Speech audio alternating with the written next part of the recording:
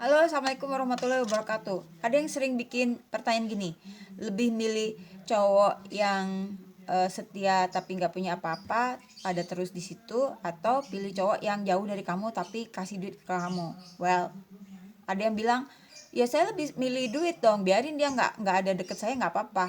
Dibilangnya matre ya. Nah nanti ada cewek yang pilih nggak apa-apa cowoknya deket sama aku walaupun dia nggak punya uang, dibilangnya bego gitu ya. Sebenarnya nggak ada yang salah guys, dua-duanya bener.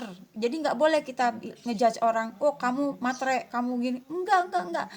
Karena gini, balik lagi ke teori yang satu satu ilmu psikologi populer yang sangat bagus yang aku pernah baca bukunya, yaitu Love Languages ya. Itu di buku itu dijelasin bahwa setiap orang itu punya bahasa cinta masing-masing. Nah, kalau bahasa cinta itu kan ada 5 tuh ya. Nah, masing-masing tuh orang tuh beda-beda gitu bahasa cinta yang terkuatnya apa. Sebenarnya kita punya lima-limanya gitu. Tapi ada yang paling terkuat. Nah, kalau seandainya dia punya suami pelaut jauh, jarang ketemu, misalnya 6 bulan sekali baru ketemu, tapi kasih uang terus tiap bulan, dan itu bagi dia bahasa cintanya adalah materi pemberian ya, gift gitu ya, itu akan baik-baik aja loh pernikahan mereka. Nah, di lain pihak ketika misalnya orang itu bahasa cintanya adalah quality time gitu, yang dia harus bersama terus sama orang yang dia sayangin, ketemu terus tiap hari, dan dia ngerasa akan merasa sangat hampa gitu ketika dia harus menikahi seorang pelaut yang baru pulangnya 6 bulan sekali gitu, dan itu tidak akan jalan buat dia gitu. Jadi balik lagi, kalau ada pertanyaan kayak gitu, balikin lagi ke love language-nya orang itu apa yang paling paling pertama. Ada juga cewek yang nggak penting dia ada, nggak penting dia kasih duit, yang penting dia kasih sentuhan fisik, jadi dia dipeluk, dicium. Nah itu ada juga yang kayak gitu, jadi nggak penting dia dikasih berlian, dikasih jam mahal berlian, apa dikasih tas-tas mah nggak, yang penting dia disayangin, dia dibelai, disentuh. Ada juga yang dia lebih senang cowoknya eh, mengerjakan sesuatu bantuan buat dia. Jadi misalnya gini, mobilku kotor nih, aku lebih seneng cowok yang bersihin mobil aku misalnya kayak gitu, karena itu disebutnya act of service. Jadi bahasa cinta yang melayani dengan melakukan pekerjaan sesuatu. Misalnya anak kecil, dia nggak perlu ibunya beliin HP baru, yang penting ibunya bantuin dia ngerjain PR. Nah jadi ada 5 ya. Itu kalau nggak salah tuh yang pertama itu quality time, jadi orang itu harus bareng-bareng terus. Kalau nggak ketemu berapa hari, nggak ketemu seminggu, udah ilfeel, udah nggak ada perasaan lagi tuh sama cowoknya.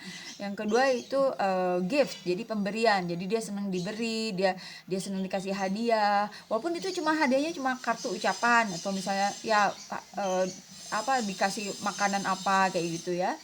Itu yang ketiga itu pujian, dari kata-kata. Jadi misalnya dia senang banget kalau dipuji, dia dihargai. Nah dengan kata-kata, oh kamu anak yang baik, oh kamu cowok yang hebat banget ya, aku kagum. Nah kayak gitu tuh, itu pujian ya. Yang keempat itu act of service, jadi melayani gitu. Nah yang kelima adalah sentuhan fisik. Jadi kalau ditanya mana yang kamu pilih, ya nggak ada yang salah.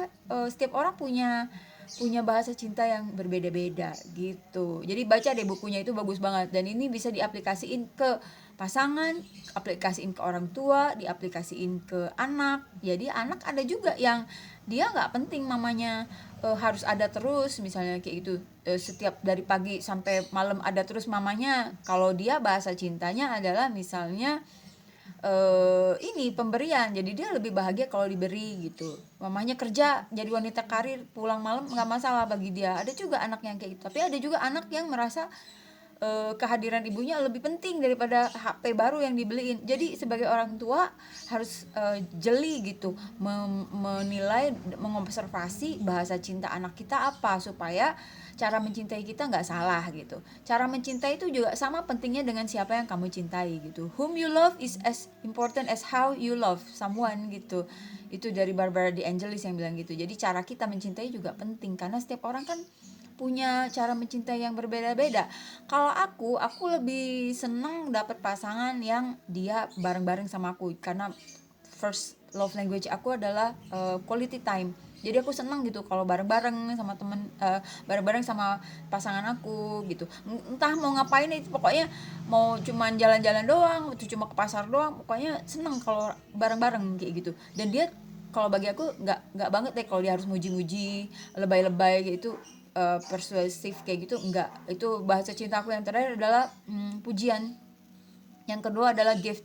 Aku sangat menghargai pemberian orang. Salah satu cirinya orang yang bahasa cintanya gift itu adalah kalau ada yang ngasih apa itu disimpan gitu sampai berapa lama gitu, dipajang-pajang gitu. Terus inget siapa yang ngasihnya. Nah, itu berarti aku salah satu bahasa cintaku adalah pemberian. Karena aku senang gitu ya menerima, terus aku inget jadi yang ngasihnya gitu. Misalnya aku dikasih tanaman, aku namain orang yang memberinya. Jadi misalnya ada tanaman namanya tanaman bunga Om Erik, ada bunga Christine kayak gitu, itu ada bunga Cika, itu berdasarkan dari orang-orang yang memberinya. Nah itu jadi beda-beda tiap orang ya. Jadi kita harus mengenali dulu prime love language kita apa. Jadi bahasa cinta kita yang utama itu apa, yang kedua apa, yang ketiga apa, dan yang paling enggak banget tuh apa. Ternyata ya itu. Kalau bagi aku yang paling enggak banget, aku dipuji-puji itu aku enggak begitu butuh dipuji-puji gitu. Tapi aku senang kalau orang itu hadir di aku, dengan aku, terus dia suka ngasih apa, terus dia suka melayani juga gitu ya. Jadi misalnya dia misalnya bantuin aku, apa misalnya bersihin mobil aku yang selalu kotor itu gitu guys. Jadi nggak ada yang salah, setiap orang punya bahasa cinta yang beda-beda. Yang penting adalah kamu temukan bahasa cinta kamu apa, pasangan kamu bahasa cintanya apa, dan lakukanlah itu.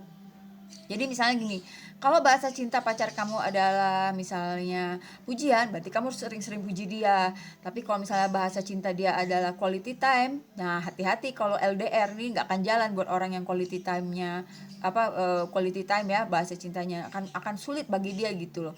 Atau misalnya dia bahasa cintanya pemberian, ya kalian harus sering-sering lah kasih dia apa gitu, hadiah apa, hadiah kecil, nggak perlu harus berlian gitu loh pemberian gitu ya. Jadi bisa cuma kartu tulisan apa sayang apa gimana, itu udah cukup buat dia. Atau misalnya beliin dia ikat rambut aja udah bisa gitu ya. Ya well, itu kan bisa variasi gitu ya. Yang penting itu pelajarilah bahasa cinta dulu apa. Dan anak-anak juga kayak gitu sama. Jadi anak kita butuhnya apa, bahasa cintanya apa. Nah, mencintainya itu dalam bahasa cinta dia. Jangan salah-salah gitu. Kalau misalnya anak itu senengnya dikasih pemberian, terus kamu seneng kasihnya pujian, kan gak nyambung gitu loh guys. Gitu guys. Wassalamualaikum warahmatullahi wabarakatuh. Semoga bermanfaat ya. Baca bukunya Love Languages.